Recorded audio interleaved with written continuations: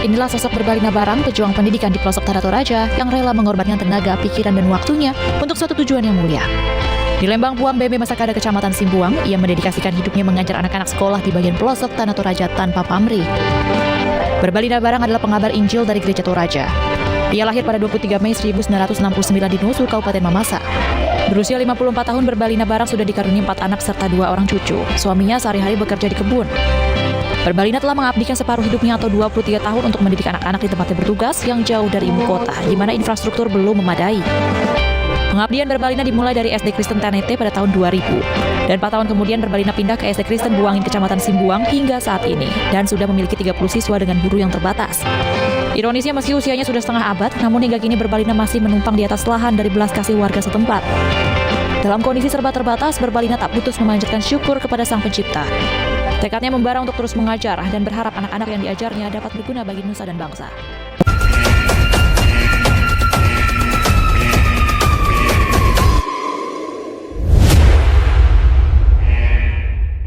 Gensi hari ini tidak melihat guru jadi pahlawan tanpa tanda jasa, melainkan sebuah profesi yang butuh keadilan upah, butuh ekosistem digital yang memadai. Bagaimana tanggapan Gensi hari ini?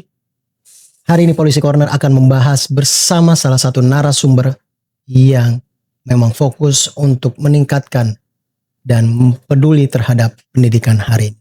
Bersama saya, Joe, dan ditemani oleh salah satu narasumber hebat, seorang influencer yang fokus di dalam dunia pendidikan, yaitu Khaironisa. Hai, halo, perkenalkan aku Khaironisa. Aku mahasiswa akhir dari jurusan Pendidikan Guru Sekolah Dasar atau PGSD di Universitas Negeri Jakarta. Salam kenal, Bang. Salam kenal, Khaironisa. Ya. Untuk saat ini semester akhir ya? Iya, semester akhir, semester 8. Semester 8, berarti sedikit lagi wisuda. Sedikit lagi, amin. Sedikit lagi terjun ke dunia pendidikan. Dunia pendidikan sesungguhnya. Sesungguhnya, Iya, karena kemarin memang sudah sempat magang. Magang ya. Iya, Begitu banyak cerita di magang tersebut ya. banyak sekali. Yang mungkin hari ini kita bisa sharing bersama untuk para penonton AS Kreasi. Bisa banget kita sharing lebih banyaknya. Lebih banyak lagi. Oke.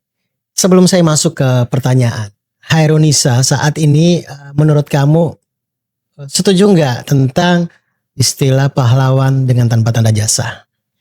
Istilah tersebut diberikan untuk guru. Bagi saya pribadi sangat menyedihkan gitu. Pahlawan tanpa tanda jasa, guru tanpa tanda jasa. Kenapa tanpa tanda jasa? Banyak sekali jasa guru pada kemajuan pendidikan, pada perubahan pola pikir anak. Apakah itu bukan jasa? Apakah itu hanya sekedar jerih payah seorang guru tapi tidak dinilai jasa? Apakah seperti itu? Sangat menyedihkan bagi saya pribadi sebagai mahasiswa keguruan khususnya. Apalagi guru-guru di luar sana yang mendengar tanpa tanda jasa. Benar sekali. Saya pun juga pernah di posisi tersebut menjadi seorang guru honorer kurang lebih 2 tahun di daerah terpencil juga, di mana saat itu gaji saya cuma 300.000 loh. Wow. Dan dibayar itu per 3 bulan. Per 3 bulan. Jadi bagaimana kita ingin hidup sejahtera, sedangkan yang kita dapatkan tidak sesuai dengan jeripaya serta pemikiran kita terhadap bangsa ini. Betul sekali. Tidak sepadan ya. Tidak sepadan, betul. Oke, banyak sekali pertanyaan yang mungkin hari ini akan saya lontarkan ke Khaironisa yang mungkin ya bisa bermanfaat buat para audiens kita yang ada di luar sana, yang mungkin tidak didengar atau bahkan didengar sekalipun oleh para pemangku kebijakan. Semoga hari ini obrolan kita itu dibawa santai, dibawa relax, dibawa enjoy. Jadi tidak ada di luar sana netizen yang mungkin menganggap kita hanya mencari panggung. Betul, terhadap guru. Ya, iya benar. sampai. Karena kita pun juga berangkat dari keresahan kita sebagai saya seorang mantan guru. Dan ya, sini saya akan masuk ke dunia guru sejatinya seperti apa nantinya kan. Oke, pertanyaan yang simpel saja. Kamu punya guru favorit nggak? Punya dong pasti. Punya lumayan banyak guru favorit. Karena dari hal tersebutlah yang membuat saya menjadi lebih tertarik lagi untuk menjadi seorang guru gitu.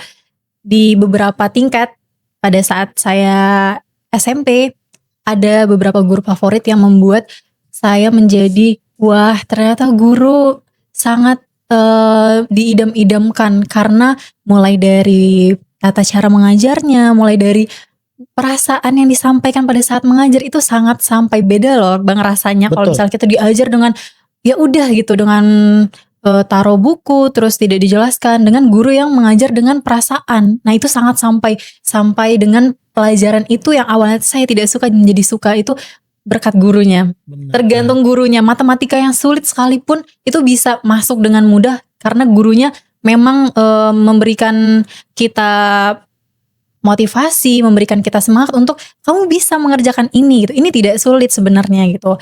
Itu satu guru pada saat saya SMP. Ada satu guru lagi pada saat saya SMA. Sebelumnya saya boarding, jadi saya itu suka pelajaran sejarah Islam, sejarah keislaman atau Sirah Nabawiyah. Nah beliau ini saya panggil dengan Ustadz gitu.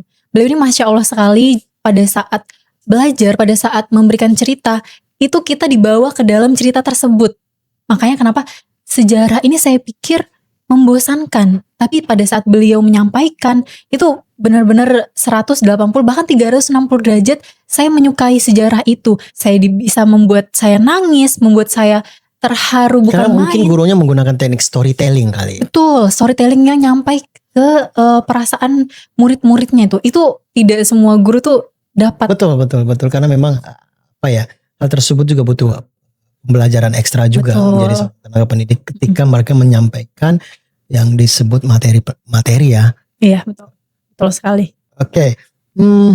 Pertanyaan selanjutnya nih buat Nisa. Pernah gak sih ngerasa lebih banyak belajar dari YouTube atau sosial media daripada guru di kelas? Karena kan kamu Gen Z nih ya. Menurut kamu? Menurut saya pribadi, saya banyak menggunakan dan memanfaatkan digitalisasi dan modernisasi pada saat ini. Saya banyak belajar dari YouTube, saya banyak belajar dari aplikasi-aplikasi pendidikan. Itu bukan berarti saya tidak semerta-merta menghilangkan citra guru atau dosen ya pada saat kuliah itu. Saya tentunya bertanya mengenai materi yang saya kurang paham pada dosen. Dan dosen pun mengarahkan setelah saya jelaskan, kamu bisa mencari sumber lebih banyak lagi itu pada internet gitu. Banyak sekali sumber-sumber yang sudah dipublish di internet itu. Nah kamu bisa mencari dari situ.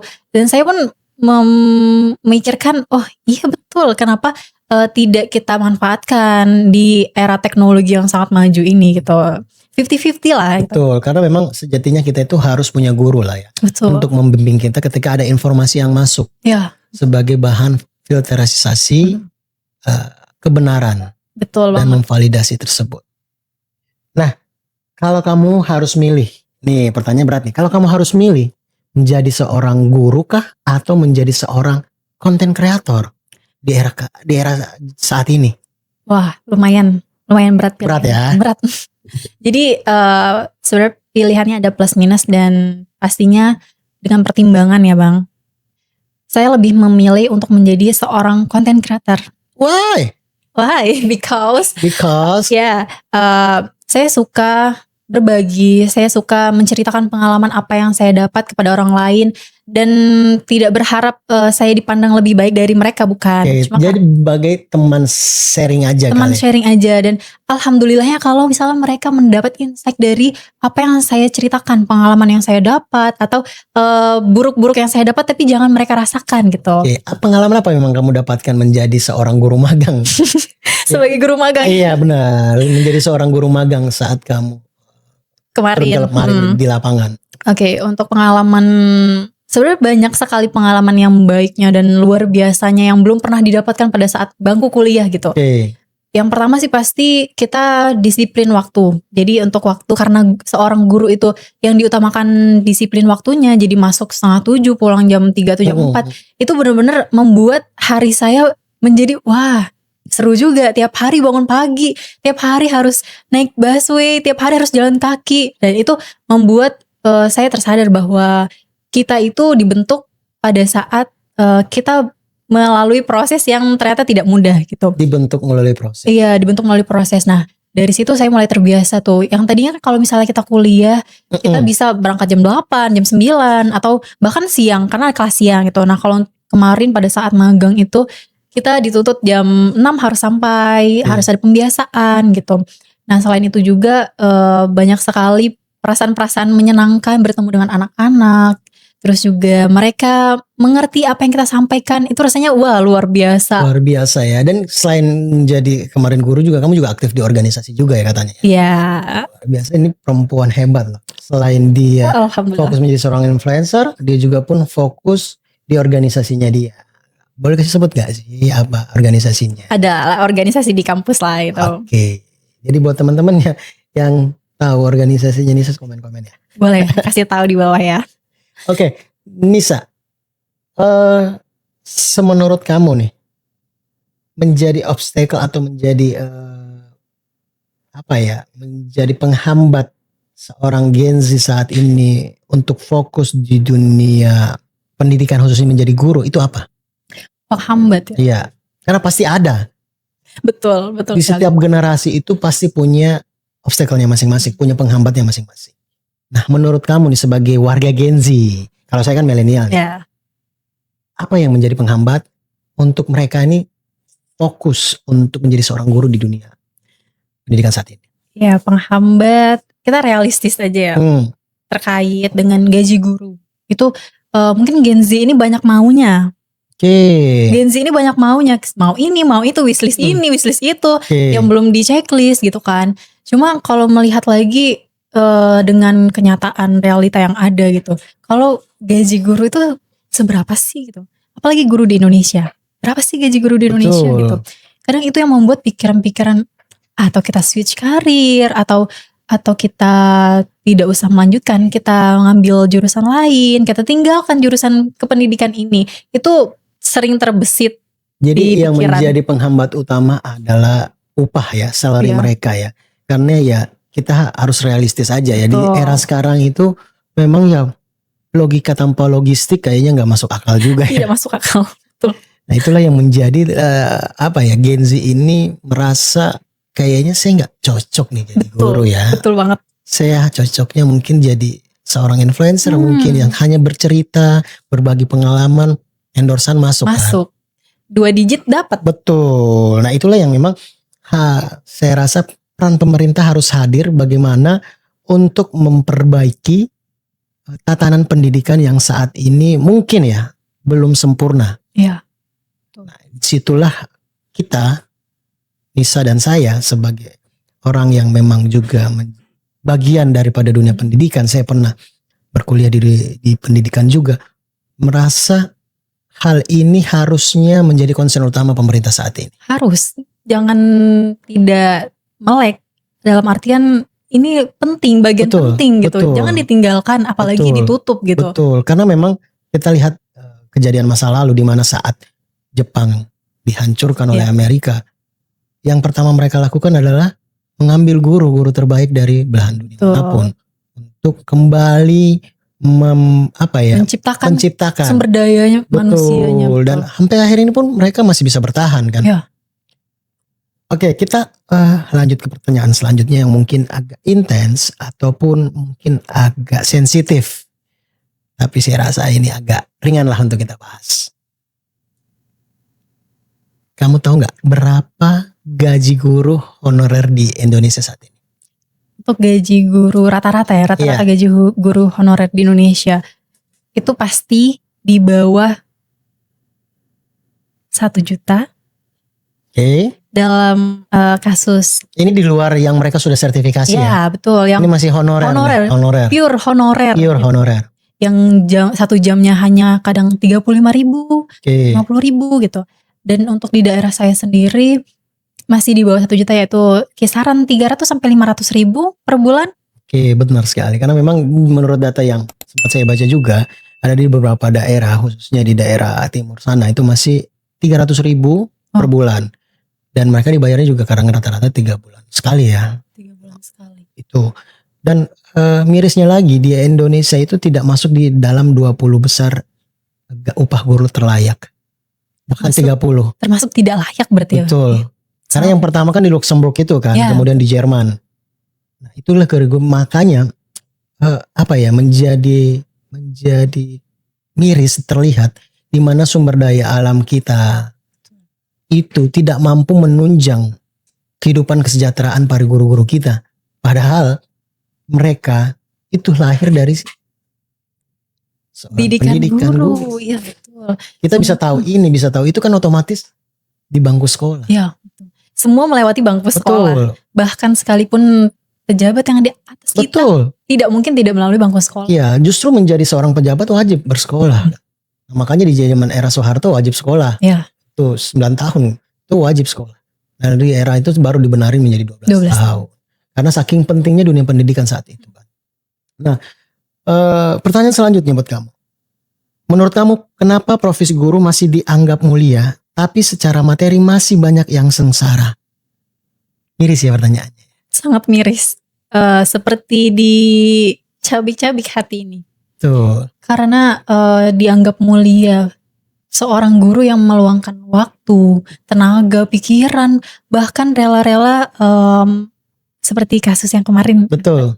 Musibah yang kemarin gitu. Betul. Dari ujung ke ujung demi mencerdaskan anak bangsa, beliau berdesak-desakan di transportasi umum. Itu usaha beliau dan masih tidak setara dan masih tidak sesuai dengan apa yang sudah dikeluarkan tersebut.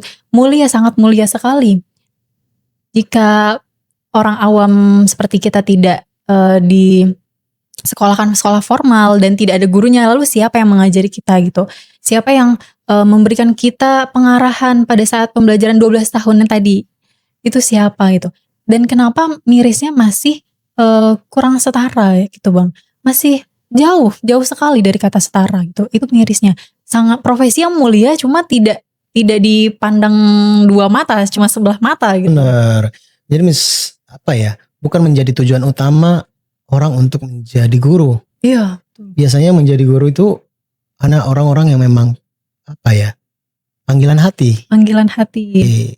Karena waktu saya zaman masih mau masuk untuk pendidikan guru, sebelumnya itu saya kuliahnya sosial politik. Oke, tapi karena melihat kayaknya terpanggil untuk menjadi seorang pendidik, ini switch ke fakultas pendidikan. Mulia sekali itu. Benar. Belum menjadi guru tapi sudah meniatkan untuk mencerdaskan masa, sudah mulia. Betul. Karena saya lihat beberapa di daerah saya khususnya di Sulawesi itu masih banyak guru-guru yang memang secara metode pengajarannya kurang. Nah, bagaimana saya hadir untuk memberikan inovasi ataupun cara pengajaran yang baru. Cuma seiring berjalannya waktu, saya tidak menjadi seorang guru, malah fokus di dunia kreatif. Wow. Sama mulianya tapi. Sama mulianya. Bagaimana semua profesi sebenarnya sama-sama mulia. Sama-sama mulia. Cuman memang akhir-akhir ini guru itu sudah tidak menjadi fokus utama di Republik ini. Ya. Yang saya lihat seperti itu ya. Dan terasa ya. Oke, menurut kamu kenapa profesi guru Gen Z dikenal kritis soal toxic positivity, termasuk narasi guru pahlawan tanpa tanda jasa? Menurut kamu narasi ini justru merugikan guru kah atau enggak? Pahlawan tanpa tanda jasa. Ya. Itu kan ibarat untuk bahasa sarkas lah ya. Iya, bahasa sarkas. Guru pahlawan tanpa tanda jasa. Sangat merugikan. Betul. Karena jasa guru itu terasa sampai kita masuk liang lahat. Benar. Jadi dari kita lahir, kita masuk ke sekolah tingkat pertama sampai tingkat terakhir, bahkan sampai S3, profesor, doktor, itu jasa guru masih terasa. Untuk terlebih perempuan-perempuan di luar sana yang memilih karirnya menjadi ibu rumah tangga, dan jasa guru itu tidak terlupakan. Betul. Sampai semua aspek kehidupan itu guru penting ya. Bahkan sekarang juga ada guru parenting kan. Betul. Saking pentingnya peran guru itu untuk bagaimana mencerdaskan kehidupan bangsa. Ya. Tapi yang menjadi mentionnya kita itu adalah tanpa tanda jasanya itu ya kan. Kenapa harus tanpa tanda jasa? Mungkin orang-orang dulu udah berpikir bahwasanya di suatu apa yang akan datang itu guru sudah tidak menjadi concern utama pemerintah lagi. Makanya ada jargon tersebut Tanpa tanda jasa itu ya. tanda jasa itu kan. Tapi untuk sekarang saya sedikit sedih tanpa tanda jasa itu. Kenapa tidak diganti dengan 1000 jasa atau bahkan 1.000.000 jasa? Bahkan Bisa lebih. betul. Tidak terhingga gitu. Melihat Kalau ibu kan perjuangannya. kasih ibu sepanjang jalan. Iya, Ya, harusnya ini guru dirubah lagi ya. betul.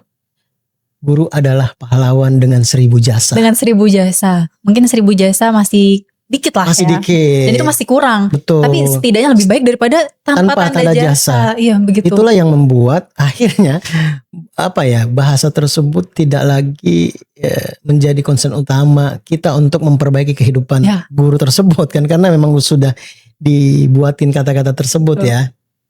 Oke, menurut kamu kalau guru punya hak untuk mogok kerja seperti buruh, kamu dukung atau enggak? Mogok kerja, wah menarik nih. Nah, Seperti buruh ya. karena kan kemarin masih sempat May Day kan. Betul. Tanggal Kalau 1. buruh kan punya partai buruh nih, sedangkan guru kan nggak ada nih. Ya. Apakah menurut kamu nih ya, kalau guru mogok kerja, setuju atau enggak? Setuju. Kita belum ada partai guru, kita buat partai guru.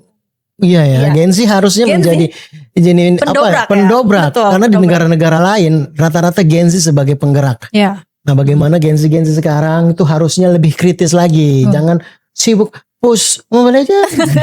Wow, siapa itu? Tapi harus bisa bagaimana dia menjadi pendobrak khususnya di dunia pendidikan ya. Betul. Kenapa tidak gitu? Kita sama-sama punya hak gitu, sama-sama punya suara. Kenapa kita tidak menyuarakan? Jika kalaupun kita menyuarakan tetapi tidak didengar, kalau kita bersatu, bersekutu betul. gitu di seluruh Indonesia mungkin bisa didengar gitu, bisa buka mata di atas kita pemegang sebuah kebijakan khususnya pada bidang pendidikan gitu. Kemarin yang saya lihat di berita itu May Day ya di Monas ya Bang. Betul. Dan itu wah dari mana-mana buruh datang ya. Nah, kenapa kita tidak membuat sebuah inovasi baru? Guru dari mana-mana, dari pelosok jauh kumpul di Monas untuk pada menyuarakan. hari pendidikan Iya, di 2 Mei benar, kemarin. 2 Mei kemarin Betul. ya. Harusnya May Day harus juga ada Teacher Day. Teacher Day, ya. Iya. 2 Mei itu 2 ya. Mei itu benar 2 Mei kemarin hari pendidikan. Oh, hari pendidikan. Ada juga hari guru Hari nasional. Guru Nasional. Nah, disitulah menjadi momentum harusnya ya, Ya. menurut kami nih ya yang awam, harusnya guru-guru berkumpul bukan sebagai simbol hanya untuk sebuah formalitas, tapi bagaimana guru-guru ini kumpul untuk menyuarakan serta memberikan dampak terhadap kemajuan bangsa saat ini, termasuk upah layak ya kan. Iya, betul. Jadi mungkin lah kita bikin namanya partai buruh kali ya. Bisa lah ya. Partai guru ya. Partai guru ya. Merapat Nih, Gen Z guru. Jadi buat Gen Z, milenial juga Ya. mungkin yang mau melakukan Bisa kita pergerakan, coba.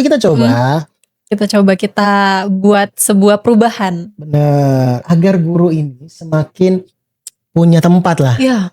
Punya wadah juga. punya wadah juga. Karena memang sudah ada sih persatuan guru, cuman sepertinya suara-suara kita tidak Kurang, terdengar. iya. Ya, Kurang mungkin lah ya. Ya, buat yang mengambil kebijakan mohon Mohon izin. izin. Oke. Kamu sempat ini enggak sih menjadi was-was atau menjadi concernnya kamu ketika teknologi atau yang disebut AI ini sudah mengambil beberapa peran seorang guru di era sekarang? Sempat terpikir apakah di 2030 atau 2045 nanti guru sudah tidak dibutuhkan? Apakah nasib saya akan berubah menjadi seorang ibu rumah tangga saja, tidak menjadi guru gitu? Itu sempat terpikir. Cuma saya ubah lagi pola pikir itu.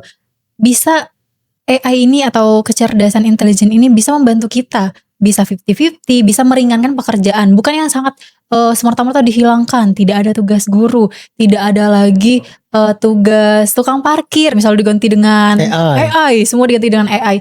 Tapi tetap kita mencoba untuk membagi, masih ada manusianya di dalam zaman itu gitu. Saya kurang setuju kalau semuanya diganti dengan AI, terlebih dengan guru gitu. Karena menurut saya nih ya, AI itu hanya sebagai tools, sebagai alat aja.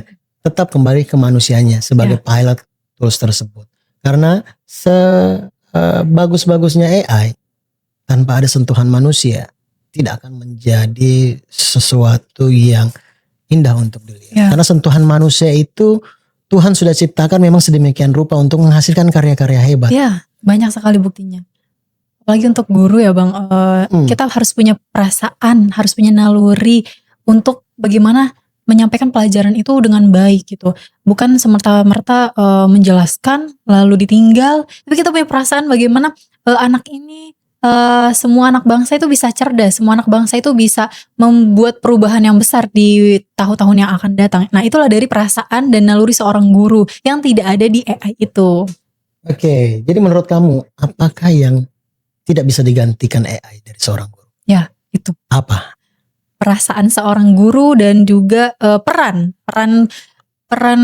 nyata dan peran ada seorang guru. Berarti yang kehadiran seorang guru dan terhadap sebuah rasa. Betul.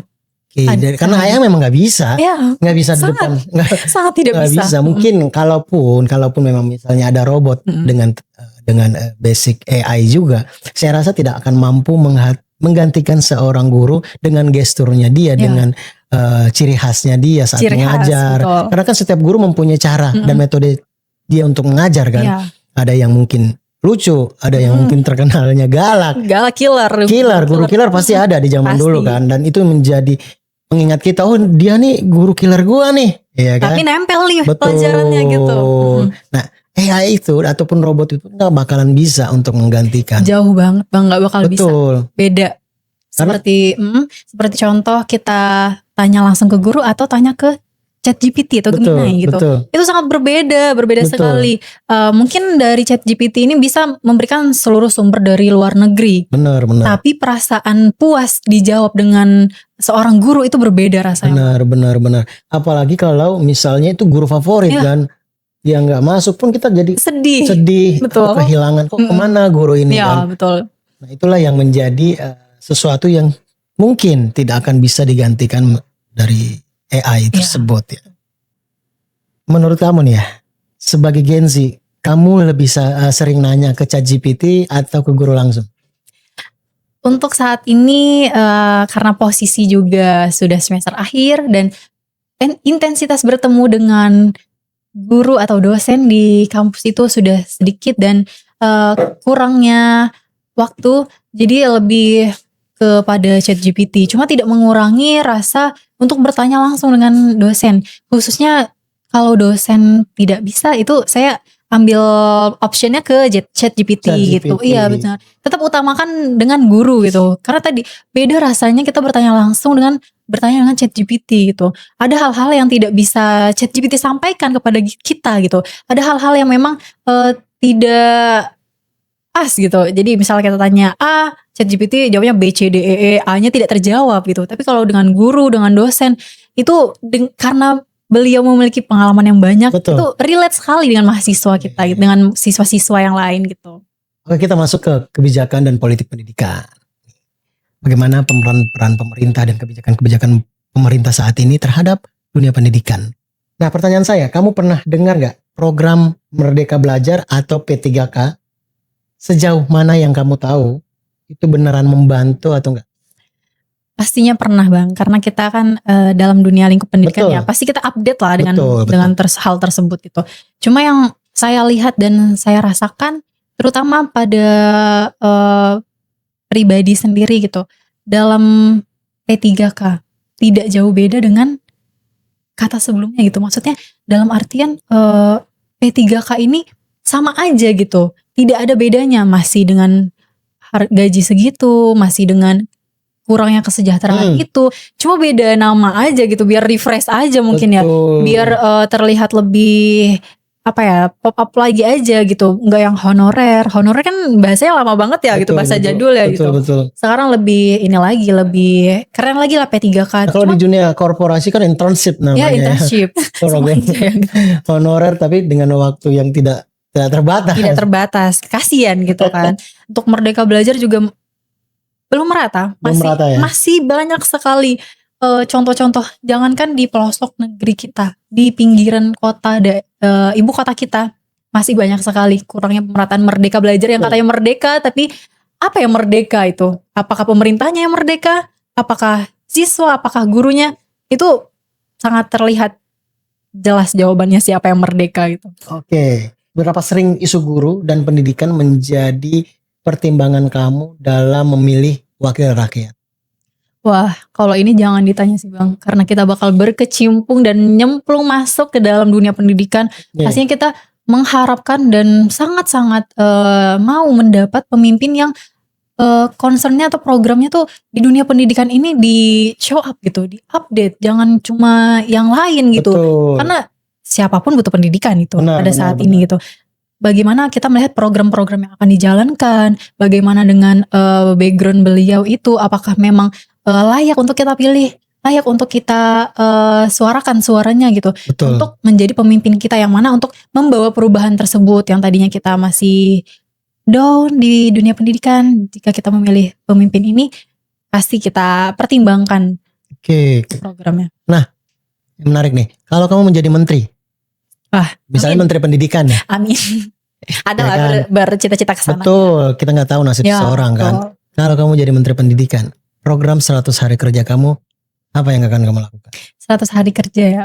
Yang pastinya kita akan mensejahterakan guru dengan cara apa? Dengan cara Berikan upah layak? upah yang layak. Jangankan upah yang besar gitu, upah yang Betul, layak. ya layak aja. Yang layak aja gitu. Betul. Jangan besar-besar deh, yang Setidaknya layak. aman aja. Aman gitu ya. Jangan sampai yang 3 bulan sekali atau bahkan 6 bulan sekali tidak diberikan. Betul Itu, kan, kasihan juga ya. itu makanya pakai apa gitu. Benar. Secara manusiawi aja kita Akhirnya kan mikirnya, banyak juga seorang guru itu akhirnya mencari kerjaan sampingan. Ah. Bahkan ada, saya lihat di salah satu konten itu, kerjaan sampingan beliau itu mulung. banyak banget Bang. Banyak sekali. Untuk menghidupi kehidupan dia sehari-hari. Iya. Saking tidak layaknya seorang guru upahnya untuk bagaimana dia bisa menghidupi dirinya sendiri. Iya, betul. Untuk menghidupi dirinya sendiri saja nggak layak, Nah. apalagi menghidupi keluarganya dia Keluarga kan. yang lain, betul. Itu yang pasti, itu yang pertama saya akan membuat gaji layak. guru itu layak, upahnya Betul. layak gitu. Yang kedua, Selanjutnya pemerataan fasilitas sekolah. Fasilitas sekolah itu sangat mendukung sekali bagaimana proses belajar itu berjalan. Proses belajar itu banyak faktor yang membuat anak-anak tidak semangat belajar, salah satunya ya karena fasilitasnya kurang memadai. Itu sangat disayangkan sekali gitu. Banyak dari pelosok-pelosok negeri kita yang akses jalannya atau akses sekolahnya atau bahkan atapnya tuh runtuh. Jadi mereka kesulitan dalam belajar. Itu fasilitas di seluruh Indonesia, sekolah di seluruh Indonesia, di pelosok negeri, di manapun itu, saya mau memberikan yang terbaik untuk anak-anak agar semangat belajarnya lebih tinggi lagi dan memotivasi mereka untuk menjadi orang-orang besar, untuk menggantikan orang-orang sekarang yang mungkin akan sepuh gitu, akan selesai pada betul, masanya. untuk regenerasi. lagi ya. Regenerasi ya, betul. Satu lagi ya Bang. Betul, terakhir. Terakhir nih, saya mau fasilitas sekolah. Tadi fasilitas sekolah, dan kalau saat ini fasilitas untuk seperti seragam sekolah. Banyak sekali memang Oke, jadi seragam gratis seragam ya. gratis dan alat tulis gratis. Oke. Di beberapa tempat memang ada program untuk tas itu, pensil, pena, buku. Yang saya lihat itu kontennya Bu Serly di Maluku Di Utara. Maluku, Iya, kalau nggak salah. betul. Di Maluku itu. Jadi beliau datang ke sekolah terpencil itu, sekolah pelosok, dengan memberikan bantuan seragam sekolah dan juga buku dan tas. Wah, Iya, itu sangat menarik sekali ya. anak-anak bukan Dan main senangnya. sangat membantu juga. Sangat Karena kan membantu. digunakan sepanjang dia masih Sepanjang dia sekolah, benar. seragam sekolah. Bayangkan kita sekolah tapi kita memakai baju biasa, baju tidur, tidak pakai alas kaki bahkan. Itu untuk sekolah, itu sangat menyedihkan sekali. Itu 3 program yang akan saya laksanakan di 100 hari pertama. 100 pertama menjadi 100 hari pertama menteri menjadi seorang pendidikan. menteri. Wow. Ya, mudah-mudahan bisa tersampaikan 10 tahun ke depan. Amin. Kita nggak tahu kan. Ya. Tiba-tiba ada partai yang memilih. Wow. Agak mengerikan. Iya. Nah, menurut kamu nih, isu guru honorer yang sudah bertahun-tahun dibahas tapi belum tuntas, menurut kamu kenapa ini masih terjadi? Apakah ini masalah anggaran, masalah politik, atau memang pemerintah kita aja yang nggak peduli? 3-tiganya itu masuk sih Bang. Masuk ya? Masuk. Masuk Pak Eko. Semua. Masuk Pak Eko. Iya masuk semua menurut saya, karena salah satunya anggaran ya. Katanya efisiensi. Efisiensi dari berbagai ya. Kampus juga ada efisiensi. Betul. Semua lini deh. Iya. Kalau saya rasa saat ini memang pemerintah concern lagi defisit anggaran. Defisit ya. Nah, cuma kemana anggaran untuk pendidikan gitu? Apakah setidak ada itu, apa segoib itukah dana untuk pendidikan gitu? Tidak banyak ya sebenarnya ya. Jika dilihat dengan jelas gitu kebutuhan pendidikan di Indonesia itu ya, bahkan bisa jadi lebih besar kebutuhan suatu instansi daripada kebutuhan pendidikan di Indonesia gitu. Yang mana kita tahu sekarang beralihnya ke makanan bergizi gitu ya, bukan ke pendidikannya gitu. Itu sangat disayangkan sih. Pendidikannya masih tertinggal jauh gitu. Gitu. Malah pemerintah concern ke bidang yang lain. Ke bidang yang lain. Ya mungkin pemerintah kita melihat ada beberapa hal yang mungkin lebih utama dibandingkan lebih pendidikan. Utama ya. Nah, betul. Buat kalian Gen Z inilah yang menjadi PR kalian untuk bagaimana bisa mengutamakan pendidikan yang lebih layak dan pendidikan gratis buat rakyat-rakyat depannya. Nah, kalau misal nih, apa nih? ada guru di luar sana nih, penonton kita yang mendengarkan, apa pesan kamu buat para guru-guru di luar sana? Para guru-guru, para senior saya mungkin ya nanti. Pesannya tidak bukan adalah ucapan terima kasih atas semua dedikasi, semua rasa jerih payah, tenaga, waktu, bahkan material pun bisa keluar gitu. Terima kasih yang sebesar-besarnya untuk para guru hebat di luar sana, untuk guru-guru yang tidak mengenal lelah, bahkan di saat hari-hari terakhirnya itu banyak sekali berita guru sampai akhir hayatnya tuh masih mementingkan siswanya gitu. Benar. Wah, itu saya sangat luar biasa sekali perjuangan guru ini gitu.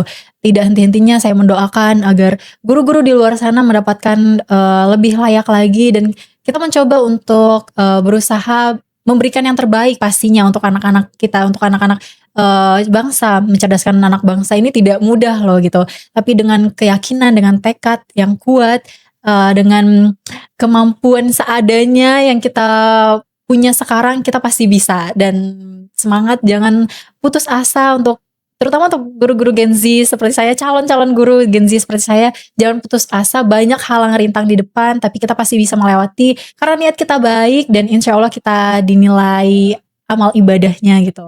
Jadi jangan patah semangat, terus kita berusaha belajar, mengajar untuk anak-anak bangsa di luar sana, dan tujuan kita pasti untuk mencerdaskan anak bangsa gitu.